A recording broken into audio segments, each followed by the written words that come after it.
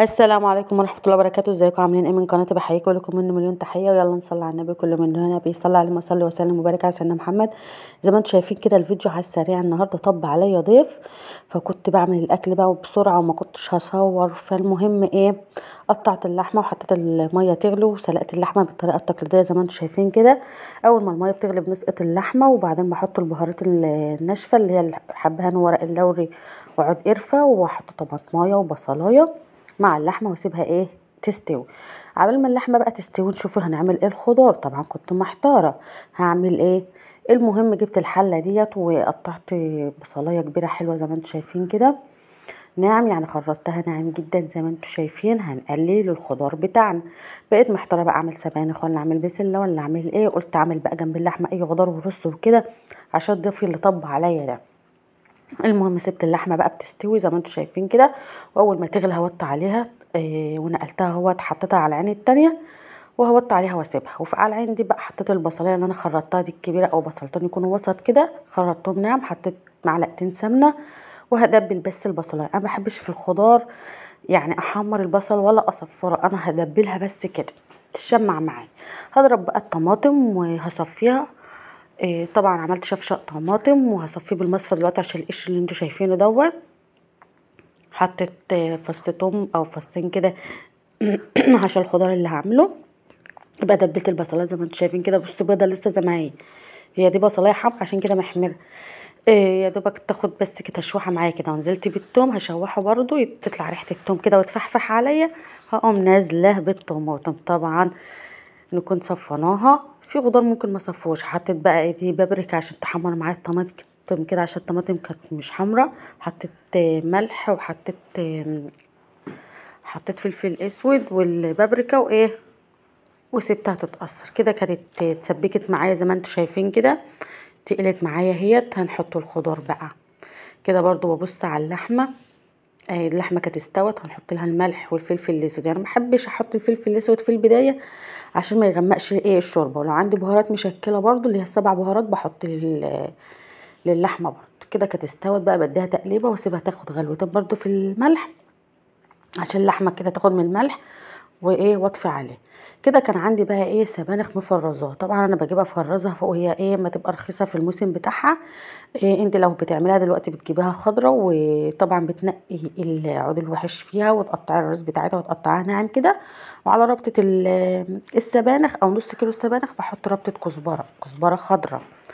تمام. انا بقى بعملها وبغسلها وبسيبها تنشف خالص واقوم مفرزاها في الكيس كده وعينها. طبعا لما يطب عليك ضيف بقى الحاجات دي بتنفعك زي كده، زي ما عملت البسله قبل كده، السبانخ، القلقاس، كل حاجه كنت مفرزاها من السنه اللي فاتت بتنفع بصراحه. فان شاء الله ربنا يعيننا السنه دي ونفرز برضه كده. نزلت بقى بالسبانخ فكت في التسبيكه اهي، زودتها بق شوربه وايه هنسيبها برضه تاخد غلوتين كده في التسبيك. طبعا السبانخ ممكن تعمليها بلسان عصفور، ممكن تعمليها كده. انا غسلت حبه رز، انا عملتها برز، ممكن بلسان عصفور او رز او حمص. فاللي انت عايزاه بقى. انا بحب صراحه او احنا متعودين نعملها بالرز. فغسلت معلقتين كده مش كتير، ما تكتريش الرز برضه عشان ما يبقاش باين فيه. ويا دوبك الرز ياخد غلوتين كده ايه بيستوي كده. هعمل لها طشه بقى. طبعا حاطه بصل وتوم، هعمل لها طشه توم بالكزبره كده تخلي ريحتها بقى تفحفح وتجيب لاخر الشارع. معلقه سمنه بلدي على التومه، وبعدين ايه الكزبره الناعمه اللي هي الناشفه، وبعدين بطشها على. شايفين الجمال بالبقبقه اهي، شايفين البقبقه دي تحفه، وشايفين وشها كده. السبانخ بقت جاهزه معايا واللحمه طبعا استوت. طبعا حمايه مطب عليا، بقيت محتاره اعمل ايه ولا ايه، اقعد معاه ولا اعمل اكله. بقيت من هنا لهنا كده هحط سايبه السبانخ بقى تستوي عشان الرز. معلقتين الرز اللي حطيتهم ما يبقاش ناي. قلت اعمل بقى ايه حبه لسان عصفور برضو عشان كان حد من العيال تعبان، مؤمن ابني. المهم عملت لسان عصفور. احنا معانا الشوربه، حطيت معلقه سمنه بلدي وحطيت اللسان العصفور اهوت بقى لونه ذهبي كده وجميل احمر معايا. نزلت بالشوربه. طبعا الشوربه بقى فيها توابلها وفيها ملحها، مش هتعوزي تظبيط ايه في لسان العصفور كده. هسيبه يستوي برضو ويبقى كده عملنا كمان نوع جنب السبانخ. في الحله دي بقى قلت اعمل ايه حبه رز. احترت برضو رز بشعريه ولا رز بايه. المهم في الاخر عملت رز حبايه وحبايه عشان ما كانش عندي شعريه، مش هكدب عليكم. المهم حطيت سمنه وحطيت زيت وحطيت بقى حبه رز من الرز اللي انا غسلاه، يا دوبك هحمرهم زي ما حمرت اللسان العصفور كده، وزي ما بنحمر الشعريه برضه. بصي لحد ما يوصل للون الذهبي في الزيت الرز بنحط له زيت وسمنه عشان يبقى مفلفل كده ويلمع معانا. كده بدأ يفك معايا اهو. بقى انا سايباكم يعني سايباه عشان اوريكم، لان اول مره اعمله في فيديوهات. طفيت على لسان العصفور وكده السبانخ طفيت عليها، وكده الرز اهو. الرز بدأ يصفر معايا ازاي، هياخد لون ذهبي اهو. بعد ما ياخد اللون الذهبي كده بقوم حاطه بقى بقيه الرز، واظبط بقى الملح، واحط ايه الميه المغليه. انا بحط له ميه مغليه عشان ايه يستوي بسرعه. انا عندي ضيف بقى عايزه اعمل بسرعه كله بسرعه. قلبته بقى وحطيت نص معلقه ملح،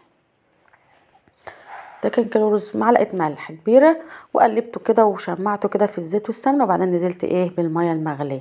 بيغلي معايا اهوت. اول ما يشرب كده هوطي عليه واسيبه ايه يستوي. كده كنت خلصت اكلي بقى. طبعا الميه إيه، ده الرز الفلاحي بتاعنا او الرز المصري، فوق الرز بعقله صباع.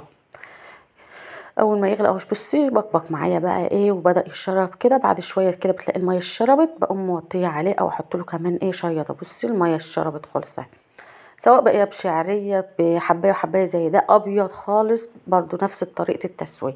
كده الاكل اهو كان استوى، بوريه لكم وخلصت. كده هغرف لحمايه بقى لانه كان مستعجل وعايز يمشي. ما استناش ان ما جوزي يجي بصراحه. المهم غرفت له بقى. وبصوا الرز مفلفل ازاي، وهحط له برده سبانخ، وهحط له لسان عصفور، وهحط له لحمه. بس مش عارفه انا ما حطيتلوش اللحمه في السبانخ ليه، بس انا قلت عشان هو راجل كبير واحنا كنا متاخر، فخفت ايه يقول لي السبانخ تقيله وكده عشان التسبيك. وده كان الاكل الحمايه، عملته بسرعه زي ما انتم شايفين كده، وغرفت له وكل واتكل على الله والحمد لله، وقضى قعدته معانا واتكل على الله يعني، وخد قعدته والحمد لله واتبسط. المهم بعد ما خلصت بقى الحمايه زي ما انتم شايفين كده، غرفت لينا بقى. بس احنا بالنسبه لنا حطيت لحمه في السبانخ بصراحه. بقيت اللحمه اللي انتوا شايفينها دي، الرز مفلفل جميل ازاي بوريه لكم كده. بقى انا حطيت السبانخ لينا، ده كان لينا بقى، ليا انا وجوزي وعيالي. وغرفت السبانخ وحطيت اللحمه في السبانخ. بس مش عارفه انا ما حطيتش اللحمه في حله السبانخ وغليتها ليه برضو، الا يعني السرعه. المهم كده كنت غرفت لينا بقى. ودي كانت اكلتنا النهارده، السبانخ الخضراء اللي انا مفرزاها، وده الرز حبايه وحبايه مع لسان عصفور. وكده كانت اكلتنا. يا رب تكون عجبتكم النهارده، والفيديو كده يعتبر خلص. وما تبخلوش عليا باللايك، ويا رب اكون عند حسن ظنكم. اللي بيشوفني لاول مره كده يخش يشترك. المخلل ده من المخلل اللي انا عاملاه المشكل، وكله بيتي طبعا، ميد ان بيت طبعا. السبانخ باللحمه، سبانخ من غير لحمه. وكده استودعكم الله، والسلام عليكم ورحمه الله وبركاته.